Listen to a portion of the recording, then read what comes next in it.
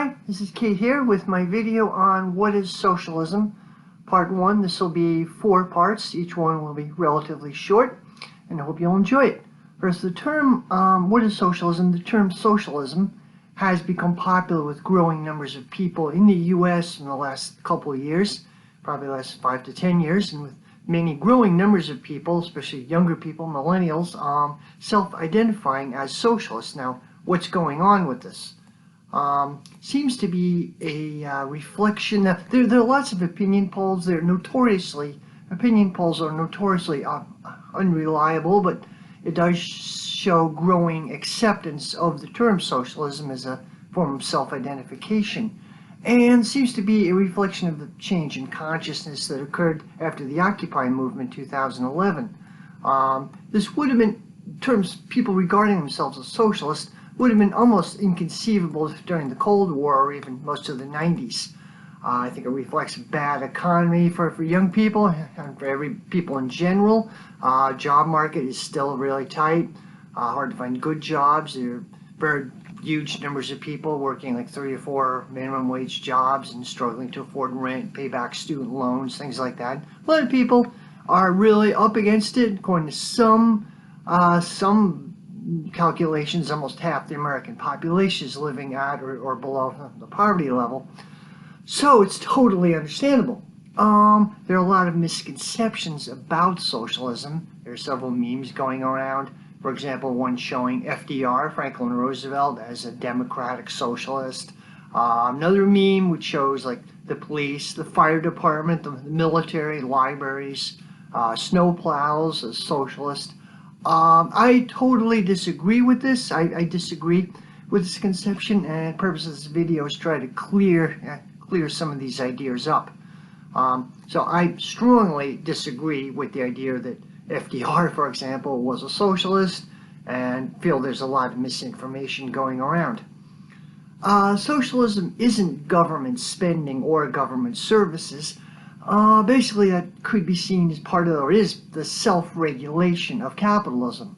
For example, small towns, town where I live, has a snowplow, snow removal, or contracts it out to people more and more. That's necessary for capitalism to function on a local level. Employers need their employees to get to work.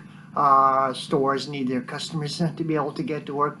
It contributes to the functioning of capitalism. So, and same is true of many other government services. There are externalities which are too expensive for individual, not profitable for individual corporations to pay for themselves, but yet it's necessary for the overall functioning of the system. So I think the difference between socialism and capitalism is a difference of degree. It's not a quantitative difference like the idea that socialism is government services, or socialism is when the government does stuff, and the more stuff the government does, the more socialist it is. I think that's complete nonsense. Socialism is qualitatively different from capitalism. And comparing the different systems, you have to take society as a whole. Basically, either it's capitalist or it's not. Sweden, for example, is a capitalist society. The means of production are in private hands. It's run in a capitalist fashion. I'll get more into this through these videos. I'll talk a little bit about history and theory of socialism and an introduction to the socialist tradition and from a Marxist view. This is just an introduction. It's not a deep-seated scholarly analysis. I won't get too deep, but kind of my contribution to the discussion. Okay, starting off, there are what's been called, Marxists call modes of production, the way people organize themselves to make their living from nature. And first of all, we are Homo sapiens. All humans around the world and living today were the same species and the same subspecies. There were earlier types of humans, Neanderthals, Homo neanderthalis, Homo erectus, Homo antecessor, lots of other earlier humans, but us, everyone today, we're same species, same subspecies, Homo sapiens, and Homo sapiens sapiens, and very recently, like a couple of weeks ago, I'm speaking as of late November 2019, recent finds show that human species, we are 300,000 years old, Humans originated in East Africa. The first Homo sapiens were discovered, remains very recently, were discovered in Botswana. And so species as a whole tend to, throughout the history of the planet, tend to be at least 1 million years old until they go extinct or evolve into something completely different. So we're 300,000 years old, and we have like another 700,000 years to go. Hopefully, if we can survive the next century or so, it would be great. So the vast majority of human history, of times humans were on this planet, was egalitarian. Some Marxists call it primitive communism. We were hunter-gatherers. Hunter-gatherers, that was the earliest form of human culture. It was people shared. There were no class differences. There were differences, and there were roles. So some roles, men, women. Different groups had roles, but they're all equal. They were equally valued. They had to be equal. There was no way to save private property, no way to hoard it. So it was an egalitarian and hunter-gatherer stage. At times could be violent. We do have evidence there were groups who were violent towards one another. We have evidence. Okay, agriculture and class society first evolved roughly about 7,000 years ago. But so 98% of human history has been egalitarian. You can say that next time people say, well, socialism is against human nature. We're greedy. But vast majority of human history has been different. Great book, and I won't get into it too much, just an overview, is Friedrich Engels, The Origin of the Family, Private Property of the State. It's based on notes Karl Marx took.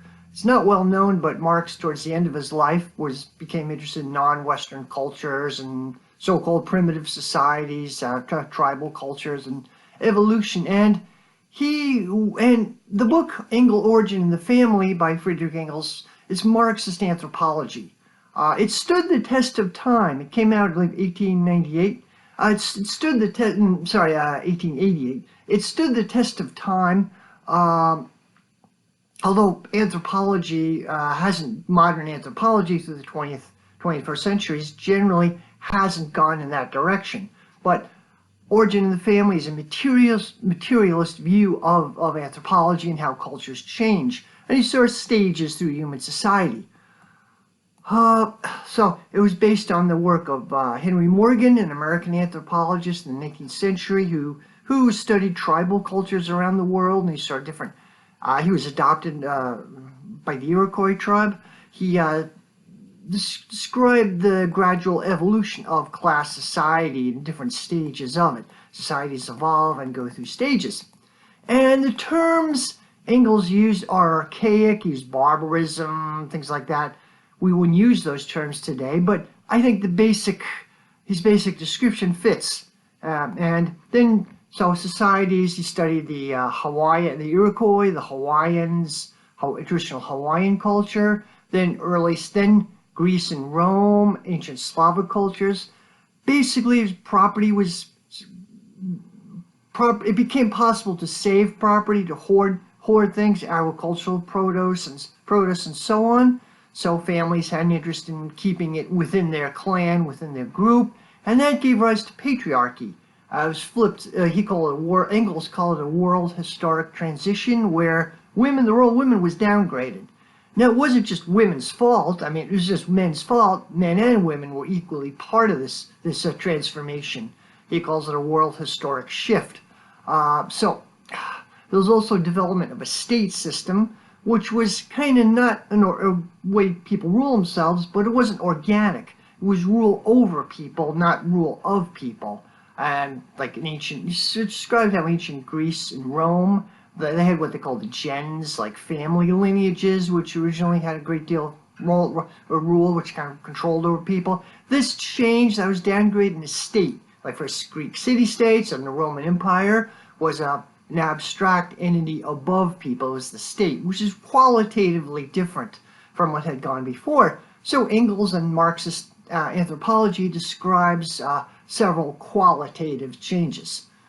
So also there are periods when tribes would conquer other tribes, make them pay tribute, like a tribe which might be relatively egalitarian would conquer another tribe, and then that would create shifts both between the tribes and within the conquering tribe itself, and that's another thing which contributes to class society. Rosa Luxemburg describes this process. Okay, so there are several modes, what Marxists call modes of production, the way people organize themselves to make their living from nature. Like it's a myth that capitalism has always existed. It hasn't.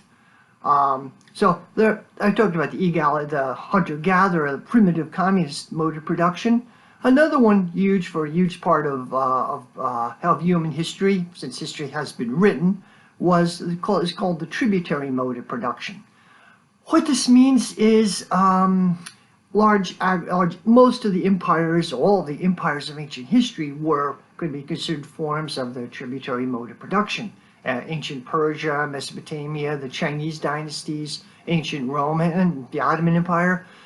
Very basically, you get a agricultural society, a peasant society, and a small, largely bureaucratic elite would siphon produce, siphon surplus, produce for their own needs.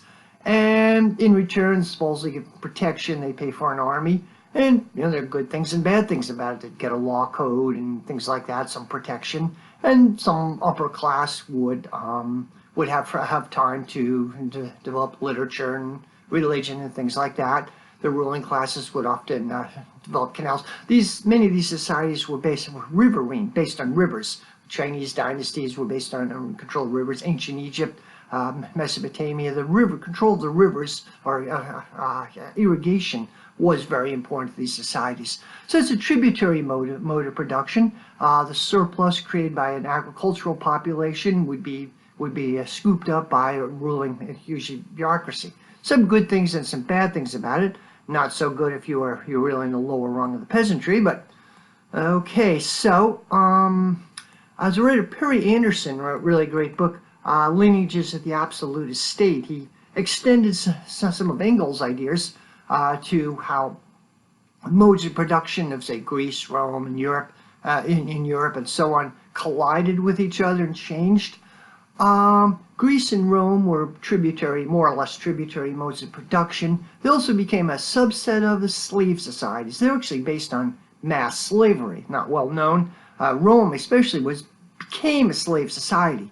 It didn't start off this way, but they got to a stage where they used slaves from conquest, and they replaced the free farmers who were the basis of the early Roman Republic. They flowed into cities. That's where the word proletarian came from, proletari.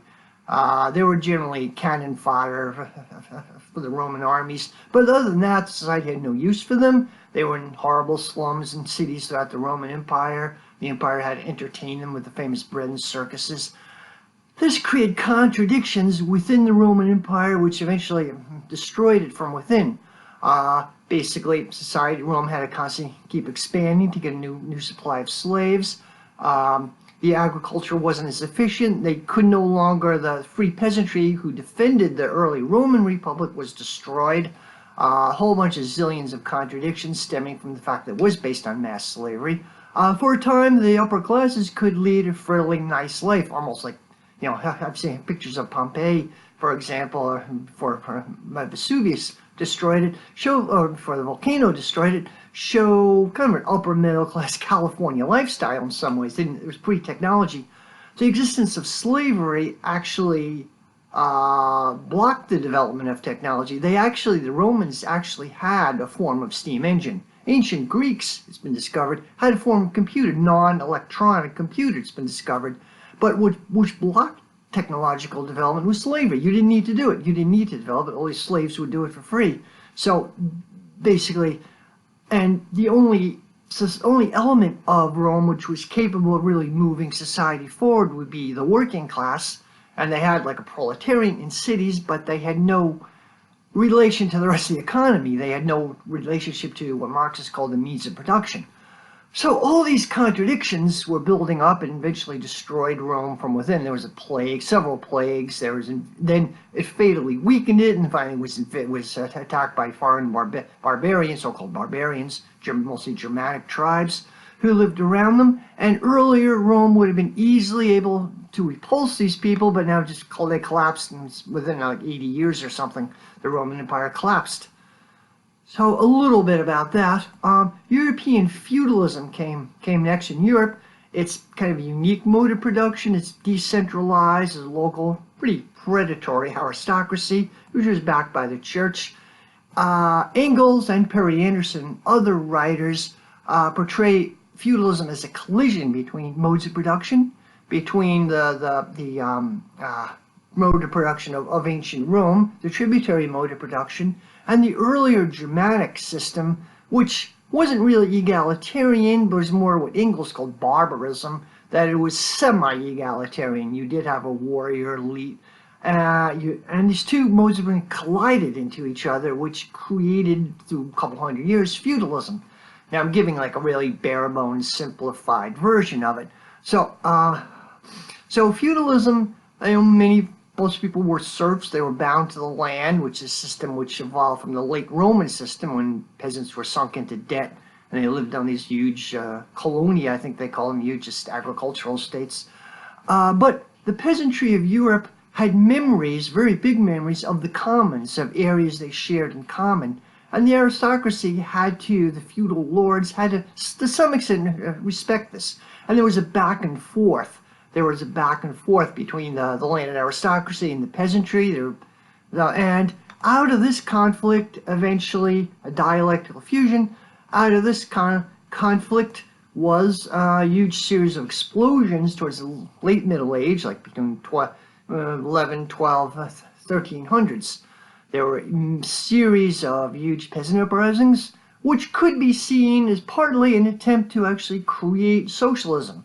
There were powerful memories of early egalitarian spheres. Some societies, some of these, there was the Peasant Rebellion of England in the 1300s.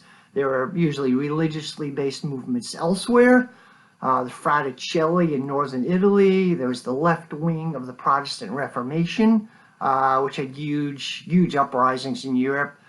Thomas More wrote Utopia, which means nowhere, which was in 1515. It was very influential tract when it came out. And a quote from Utopia by Thomas More: "In Utopia, where every man has a right to everything, they all know that if care is taken to keep the public stores full, no private man can want anything. For among them there is no unequal distribution, so that no man is poor, none in necessity, and although no man has anything, yet they are all rich. For what can make a man so rich as to lead a serene and cheerful life free from anxieties?" That was the basic vision. It was a very popular vision at the time. Okay, talk about the left wing of the Protestant uprising. There was the several of these attempts to socialist or semi-socialist movements. There was Munster in Germany, the communist colony of Munster, Anabaptist radical sect. They took over the city, and it was an attempt to create literally a socialist state in the 1530s. The Anabaptists had a huge series of uprisings, mostly in Central Europe and in Munster. They were bloodily repressed. Munster especially terrified the ruling classes of Europe for centuries later. This was the original attempt to create communism. Another example, during the English Revolution of the 1640s, there were several classes. There were classes colliding with each other. There was the old feudal landowners. There was a new merchant, early proto-capitalist class, and then there were the peasants and middle, artisan class. There wasn't quite a working class as we know it, and I'll talk more about that in a bit, but there was an artisan class, the radicalized, their party was the levelers.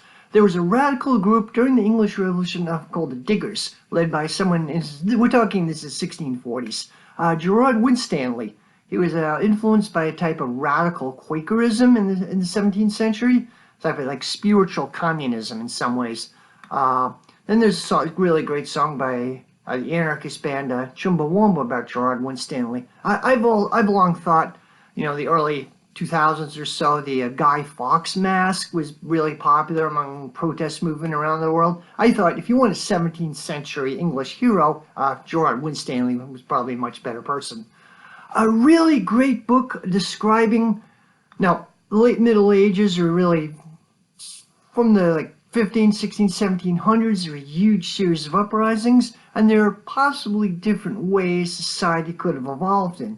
They were powerful moves when the feudal system was collapsing to create a more egalitarian society. I think a really good book describing this was Many-Headed Hydra by Peter Linebaugh and others et al. It describes, so in my own quote, the transatlantic culture of resistance from the 16th, 17th century, 18th century, which combined West African settlements, English and European settlements along the coast of West Africa, the Caribbean islands, seaports, including Baltimore, New York, and England.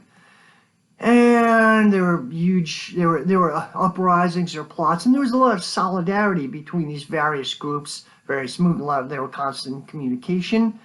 And the writers hinted at a type of global spirituality evolving. He talks about a Baptist church in England. The Baptist was kind of a broad group, not like Baptist today. It was sort of Baptist, just catch-all term. What we may call a type of global spirituality. Started by an African woman who seems to be like it was essentially a semi-revolutionary group. And later, the writers describe how this group became more mainstream, just official, what we know as a Baptist church. This African woman, I forget her name offhand, really interesting character, basically a revolutionary.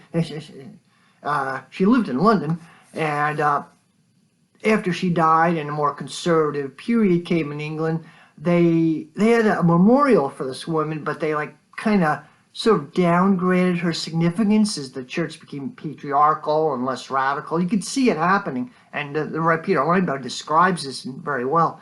It's also the story of Libertatia, supposedly an anarchist pirate colony in Madagascar, by a guy named 1600s, I believe, a guy named Captain James Mission started it. And there are accounts from several 18th century writers. A famous one is History of Pirates. A General History of Pirates by Captain Charles Johnson came out in 1724.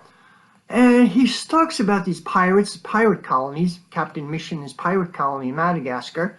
He says the pirates were anti-capitalist, opposed to the dispossession that necessarily accompanied the historic ascent of wage labor and capitalism.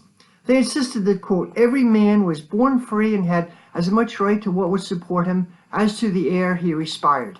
They resented the encroachments by which, quote, villains and unmerciful creditors grew immensely rich, as others became wretchedly miserable. And these pirates, they spoke of the natural right to a share of the earth as is necessary for our support.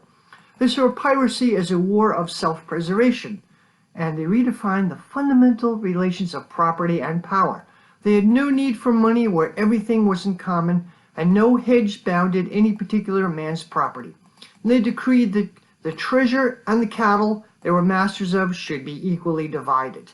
Now, historians debate whether this Captain Mission was an actual person. Most likely not. It's a myth that was going on, come down through the centuries, but it reflected ideas that the book was written in early 1700s. It reflected ideas which were very popular at the time, whether or not it's literally true. It's an interesting William Burroughs novel, Cities of the Red Knight. It's kind of a bizarre novel. And beginning of the book, he toys with some sort of utopian ideas, a utopian alternate history. He hints at different directions things could have gone. And he talks about this Captain Mission, talking about utopian, Quaker, egalitarian society in Africa. And what if, he speculates, what would have happened if he had succeeded, if he had been joined by other groups, which could have, some egalitarian communistic group around the equator. They would have evolved. They would have been in control of natural resources. And as capitalism evolved in Europe or America at the time, they would have provided a challenge to it. Now, it's a speculative, just alternate, kind of fun alternate history. Okay, that's Europe. Was going other parts of the world just briefly. There was communist socialist movements, pre-modern movements.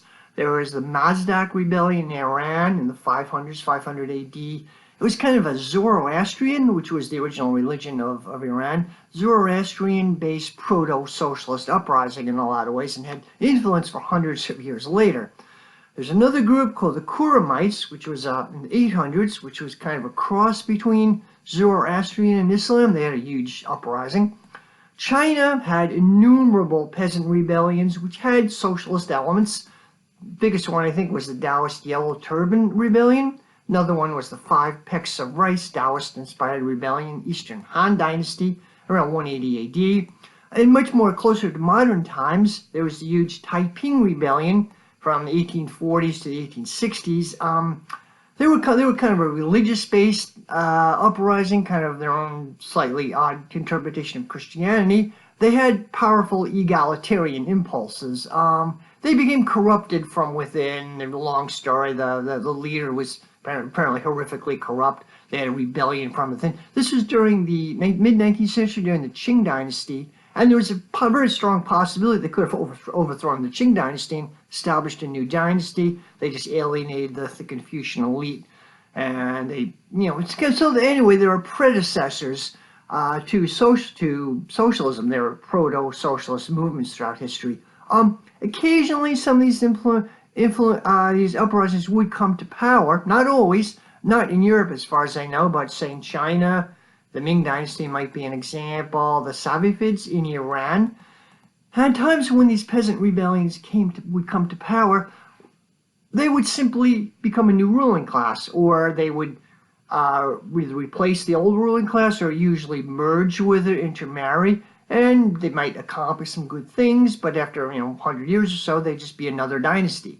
Marxists would say this is because the what they call the mode of production, the level of technology, the level of scientific knowledge would not be advanced enough. As Marx said,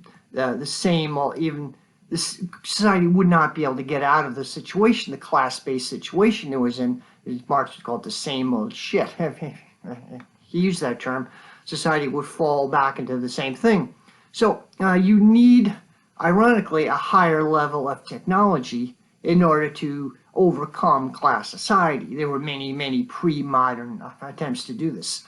The development of capitalism, there's debates about this. It roughly goes back to 14th century England. There was a textile industry in Belgium which evolved at the time. Markets, by the way, are not the same as capitalism. Society, early feudalism, early ancient empires had markets, but it wasn't based on the rule of capital, and I'll describe this a little more in my next video. They had market exchange, a roughly equal exchange. They wasn't based on accumulating capital, for the most part. But the development of capitalism could be seen as going back to 14th century England, the textile industry. There's a textile industry in Belgium, and landowners who grow sheep, they would sell wool to Belgium to make Flanders. There's Flanders, what we know now as Belgium. They would process it, weavers, and making the clothes and ship it back to England. Well, some of these landowners got the idea that maybe they could start competing against each other. I mean, forcing their own peasants to compete against each other, started making money. Earlier feudalism was steady state. I mean, you didn't make profit.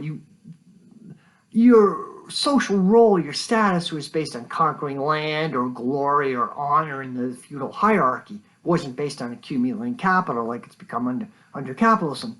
So this is one thing which happened. The Black Plague later reduced labor, the labor force, which in some ways forced these landowners to pay people a little more than they previously did.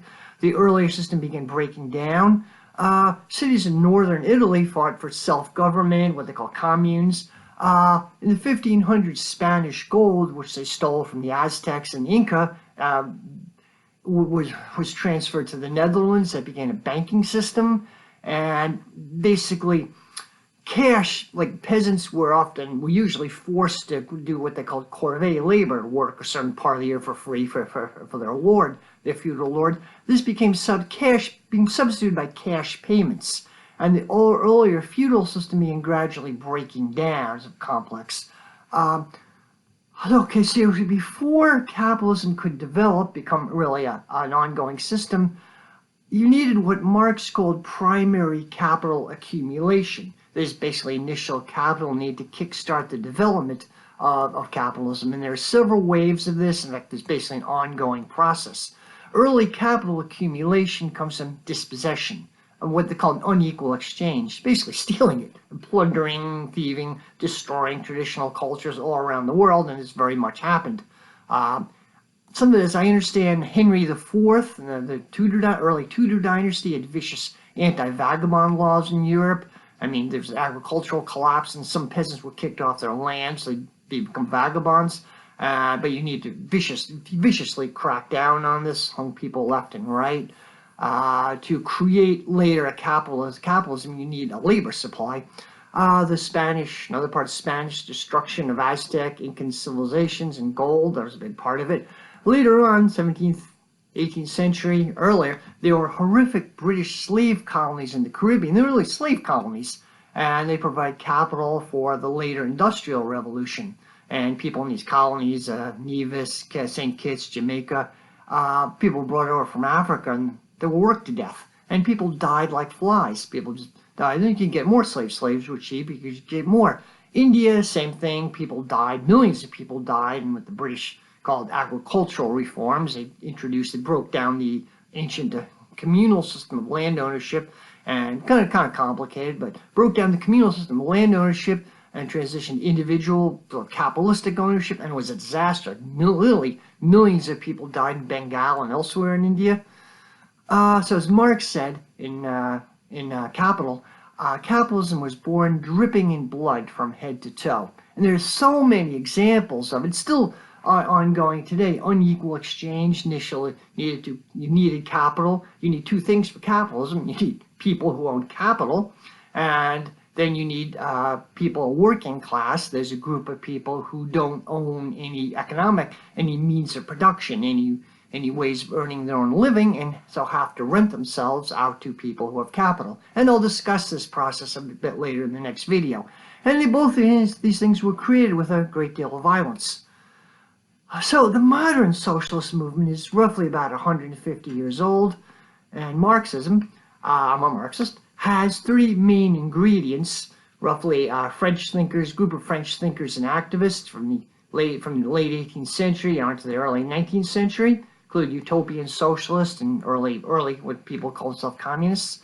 There was English economic thought, called classical economics. Then there was German idealism, notably Hegel, German philosopher Hegel, and I'll talk more about this in the next video. There's a French Revolution was a huge influence. The French Revolution from started roughly 1789 to I think it was 1793. I'm not sure. Don't quote me on this, but was not a socialist revolution.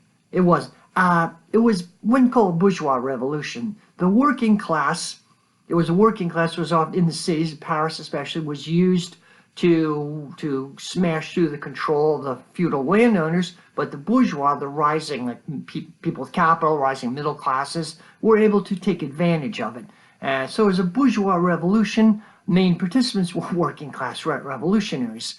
The working class of Paris drove it, continually drove it much further to the left, which is why the history of the French Revolution is fascinating. It's almost a prototypical modern revolution. So basically the growing bourgeois class used urban workers and some peasants to overthrow the aristocratic regime that was stifling their advance. And there were a lot of gains.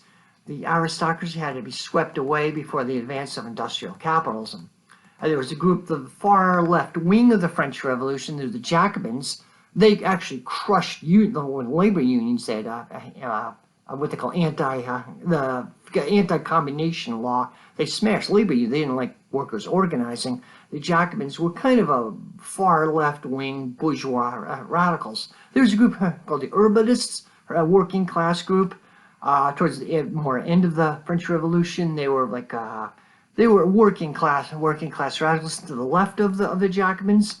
There was a guy named Gracchus Babeuf, who was considered the first socialist.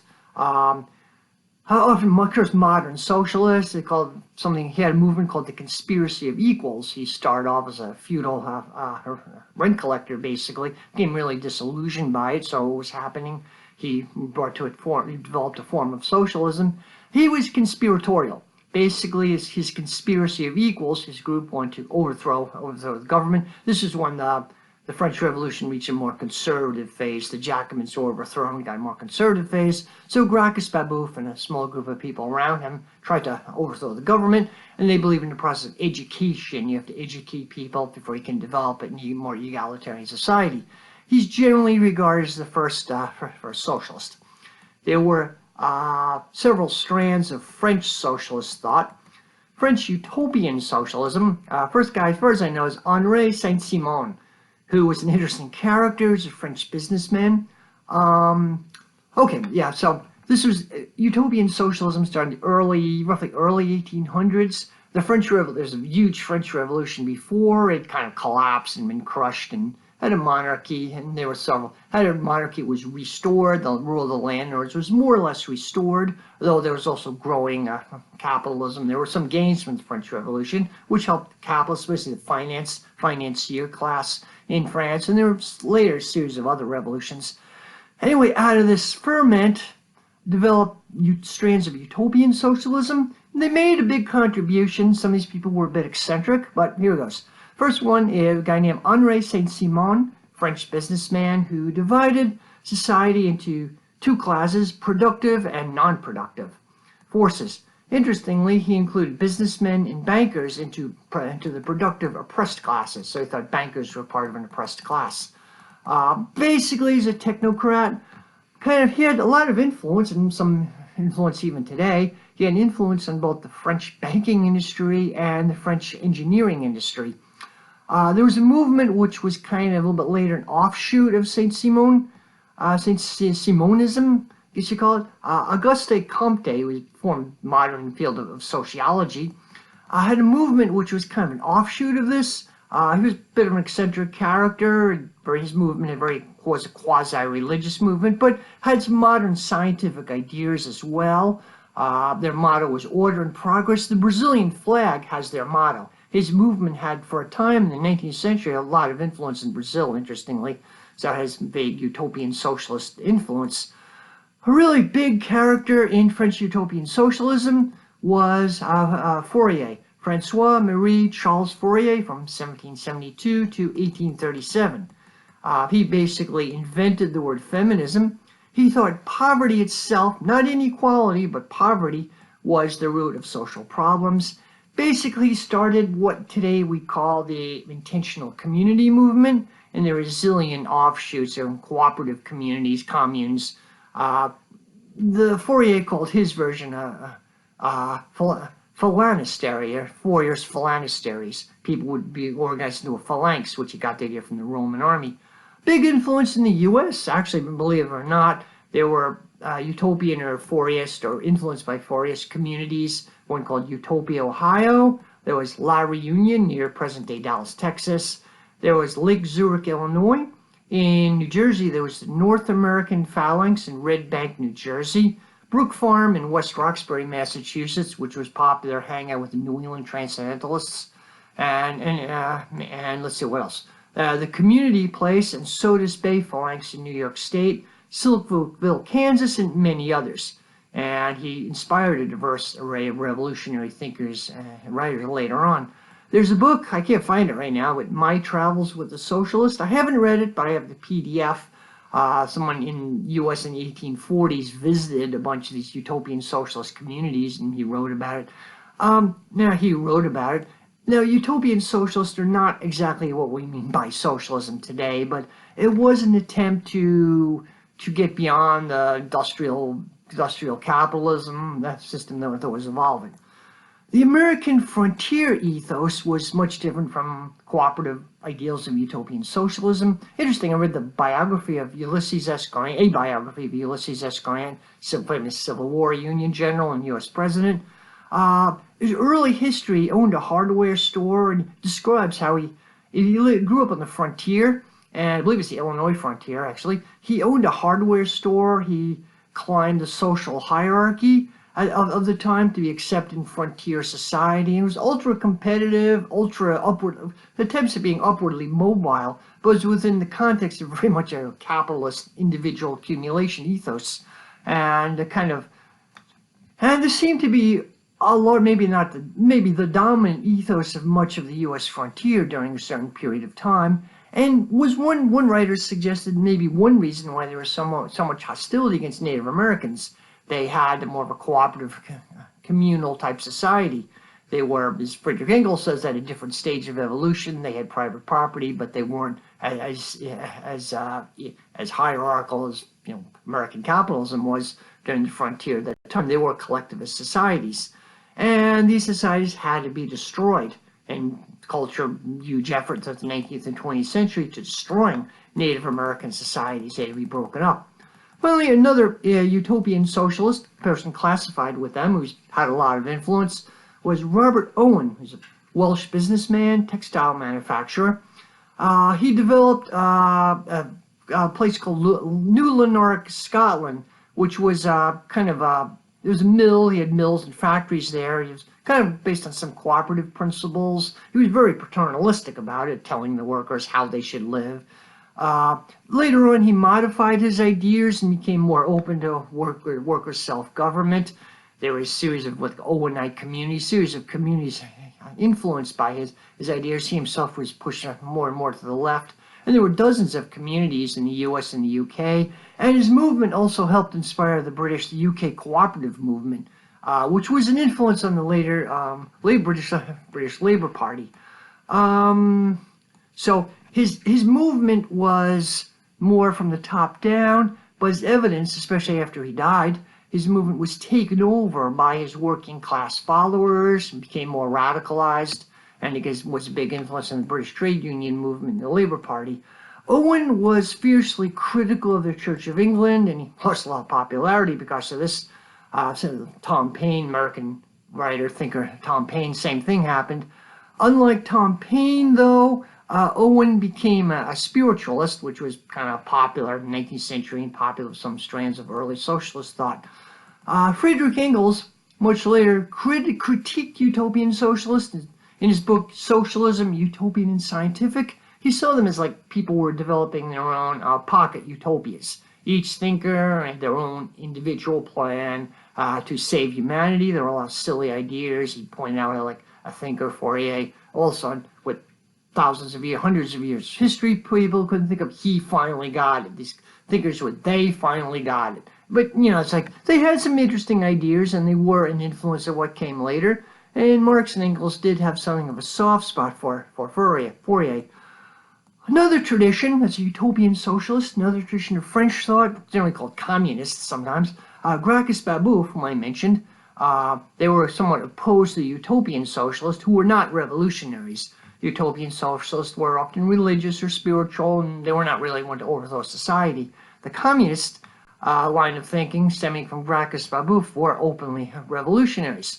The successor to Babeuf was a guy named Philippe Buonarroti, who lived from 1761 to 1837. He was a follower of Babeuf. He continued as a revolutionary tradition through early mid-19th century of underground secret societies, conspiracies. The idea would be to take power in a revolution and then educate people. They were secret. They had a lot of occult rituals. They probably borrowed from the Freemasons and zillions of other groups. Really interesting, kind of wild book, kind of a fun read. Fire in the Minds of Men, Origins of the Revolutionary Faith by Joseph Billington. And Billington traces these revolutionary movements from the beginning of the French Revolution, or a little bit before, through the first half of the 19th century. Billington spends a lot of time on all the details of these secret societies, their occult rituals, and so on. It's a very trippy book. It may not be super useful for understanding the radical workers' movement itself, which came to its own somewhat later, but it focuses on somewhat eccentric individuals, and it's a wild read if you're interested in it. Anyway, the utopia, this conspiratorial tradition culminated in Auguste Blanqui from 1805 to 1881, who was he kind of more or less represented the culmination of both the conspiratorial tradition as well as the utopian tradition. Book by Doug Green, a biography of Blanqui, which is interesting. Blanqui was involved in revolutionary movements in the 1820s and the Revolution of 1848. He spent almost half his life in prison. He led many uprisings, and Interestingly, he was in jail at the time of the Paris Commune in 1871. Some felt perhaps he could have provided some intellectual leadership to the Paris Commune movement. Things might have turned out differently. Planquet, like others in his tradition, wasn't working. Socialism wasn't working class oriented regarding the leadership. He had some influence on later movements. Blanquism was generally used as an insult by later socialists, like all action, no theory, total direct action, lack of insurrectionism, that kind of. Okay, another thing that went into the development of the later socialist movement was the English working class. There was a lot of ferment at the time of the French Revolution. England was the first country to industrialize, which started around the late 18th century, centered around Manchester in the north of England, and working people were treated horribly. E.P. Thompson in The Making of the English Working Class, which is a great book, he describes early attempts by radical workers to organize, kind of influenced by the French Revolution, during the French Revolution, Napoleonic Wars, and after, and how these movements were viciously suppressed. There was the Peterloo Massacre of 1819 in Manchester. The cavalry charged into a crowd. Well, there was huge ferment, huge protest movement. People, they had a horrible, like what they call rotten boroughs. It was very odd. They had elections, they had a parliament, but it was very blatantly gerrymandered by the landed aristocracy, and they had different factions, but working people had really blatantly no say in what was going on. There was a huge protest movement, which really economic, really hard times in 1818, like shortly after the Napoleonic Wars, and all these young soldiers came back. They had no jobs. There was periods of starvation, literally, in the north of England. So there was the ferment in Manchester, which large working class mass rallies, working class movements to try to change things, has culminated in what's called the Peterloo Massacre of 1819 in Manchester, which basically the local authorities and the ruling class in general kind of panicked. They didn't know how to deal with this, that they were brink of a revolution, of another revolution. The cavalry charged into a crowd of 60 to 80,000 people who were just demanding reforms. It was a peaceful movement. The local ruling class panicked. There was a lot of debate leading up to this. Great movie called Peterloo. Great movie called Peterloo, which describes some of this. So here we go. Okay. So yeah, after the end of the Napoleonic Wars in 1815, there had been periods of famine and chronic unemployment, exacerbated by the introduction of the first of the Corn Laws, which forbade importation of cheap corn. In 1819, political radicalism was rising in popularity because of poor economic conditions, coupled with the relative lack of suffrage in northern England. The Manchester Patriotic Union, a working class organization, was agitating for parliamentary reform, and they organized a demonstration in response to be addressed by well-known radical orator Henry Hunt. So the cavalry charged. Between 400 and 700 people were injured, and it was a massacre, as well as people being 18 killed. No one was charged out of this. No one was charged for this massacre, but it went down as one of the very long list of crimes of the British ruling class. This incident led to the eventually founding of the Manchester Guardian, which is now the Guardian, basically middle-class progressive. They're not socialist, and I think more recently the Guardian has played a horrible role. They're kind of semi-left-wing, but in the Assange case, they played a really horrible role. So the movie, Peterloo, came out in 2018 by Mike Leigh. It's quite good, I think. It's a cerebral movie. It's not a lot of action except towards the end, but it highlights one of the many crimes of the British ruling class and shows how horrific life was for working people. There's one early scene in the introduction where someone is hung for stealing a coat. I mean, it's horrific. Another incident a little bit later on, were the toll puddle martyrs. They're a group of 6 agricultural laborers in the village of Tolpuddle in Dorset, England, who were convicted of swearing a secret oath as members of the Friendly Society of Agricultural Laborers in 1834.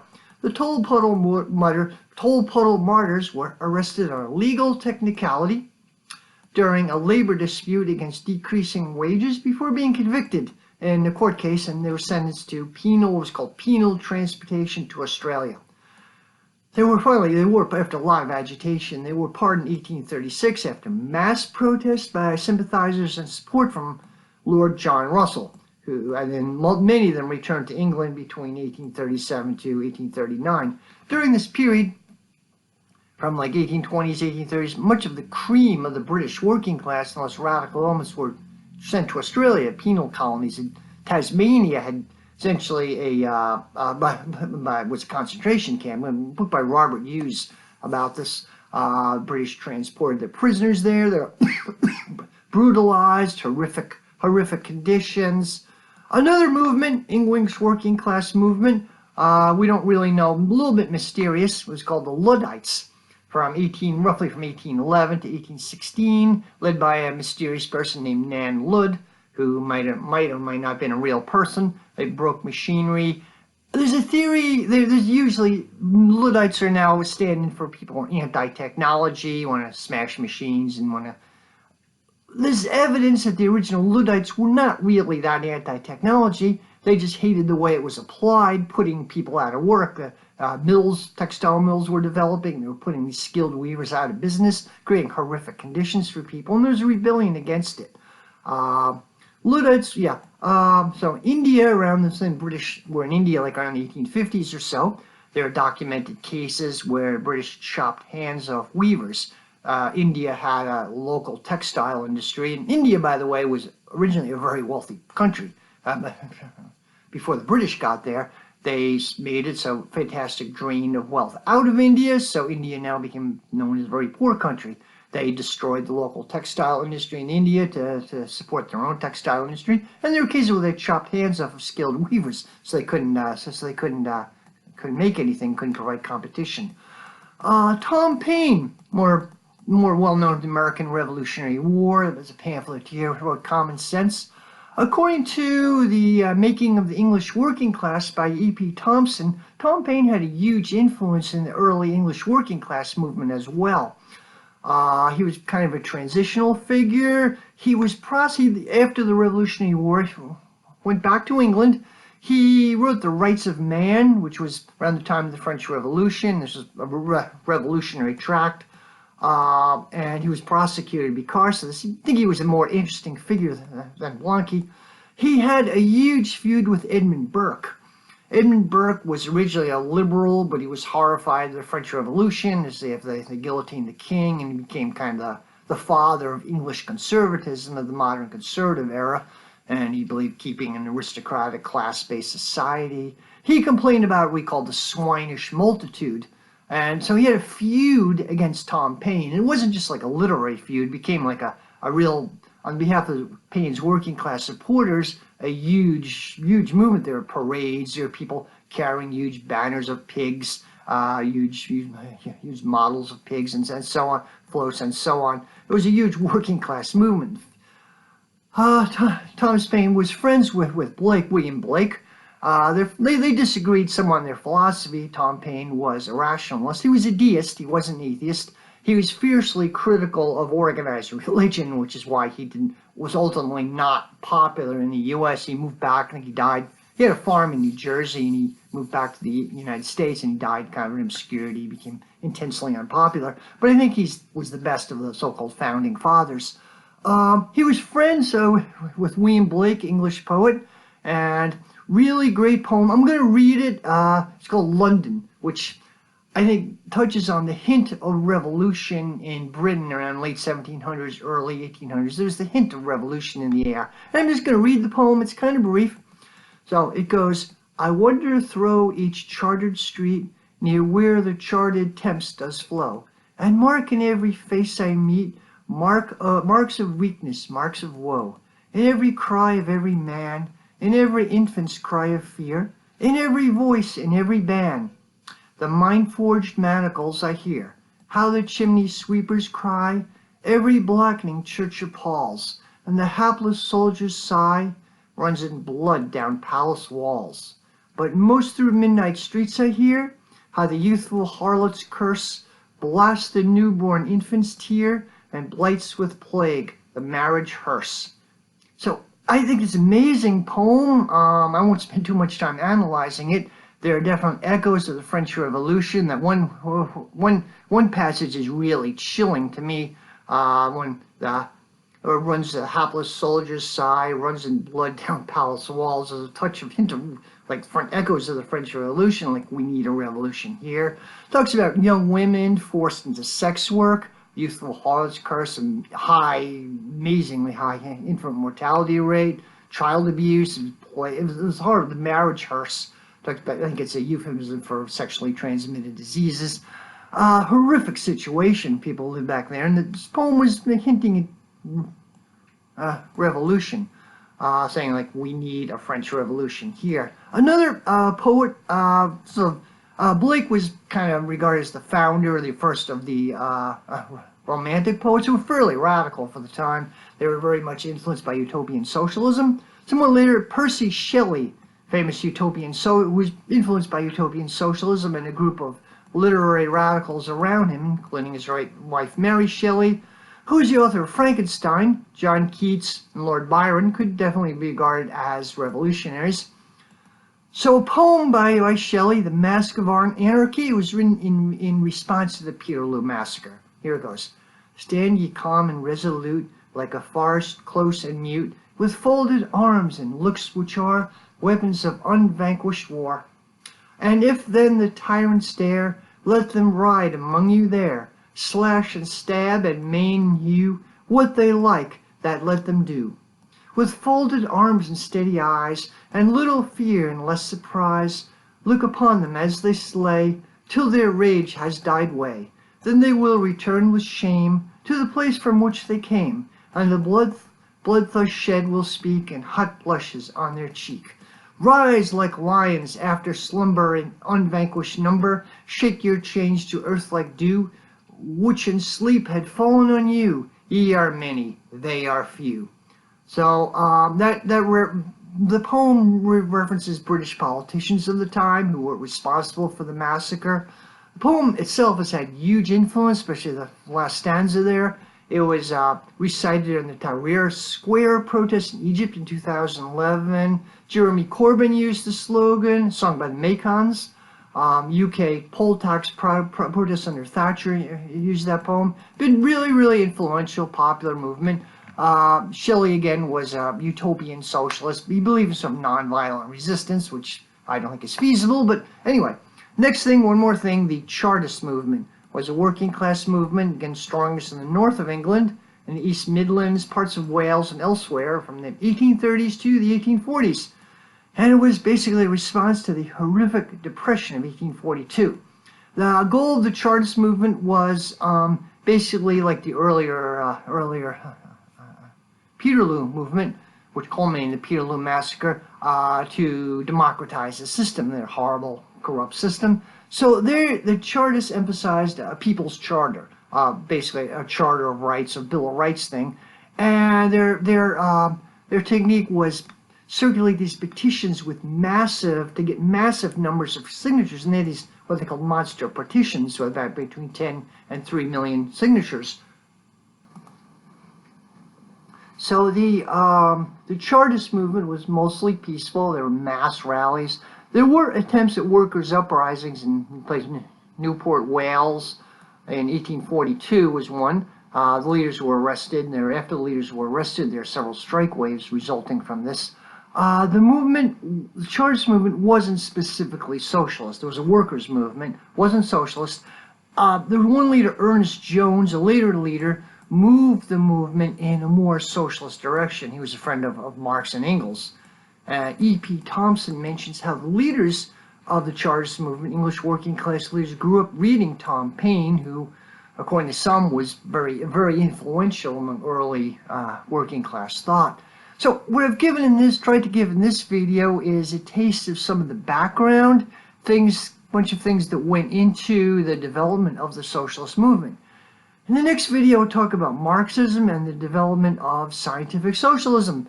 And I hope you've enjoyed this. If you like my video, please like and subscribe. Thank you very much.